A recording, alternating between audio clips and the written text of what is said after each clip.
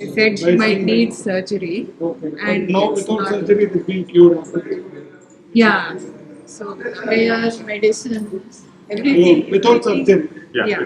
இவங்க சொன்ன இந்த விஷயம் எங்களை ரொம்பவே ஆச்சரியப்படுத்துச்சு. பொதுவா ஒரு சில விஷயங்களுக்கே நாம யோசிப்போம். ட்ரெயின்ல போனா இவ்ளோ டிக்கெட் ஆகும், ஃப்ளைட்ல போனா இவ்ளோ டிக்கெட் ஆகும், பஸ்ஸில் இவ்ளோ டிக்கெட்டா அப்படின்னு. ஆனா இவங்க ஒரு டாகுக்காக அவ்வளோ தூரம் யூஎஸ்ஏல இருந்து பெங்களூர் வந்து பெங்களூர்ல இருந்து மறுபடியும் ஃப்ளைட் டிக்கெட் போட்டு இந்த கோவிலுக்கு அந்த பப்புல கூட்டிட்டு வந்து அந்த பூஜையும் பண்ணியிருக்காங்க.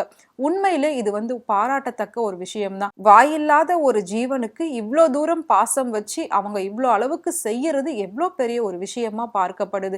உண்மையிலே எங்களுக்கு ரொம்பவே ஆச்சரியமா இருந்தது. அது மட்டும் இல்லாம அந்த பூஜையை முடிச்சிட்டு அங்க உள்ள எல்லா நாய்களுக்குமே இவங்க பிரசாதத்தை கொண்டு போய் கொடுத்தாங்க. இது எல்லாத்தையும் பார்க்கும்போது எங்களுக்கு ரொம்பவே ஆச்சரியமா இருந்தது, வியப்பாவும் இருந்தது.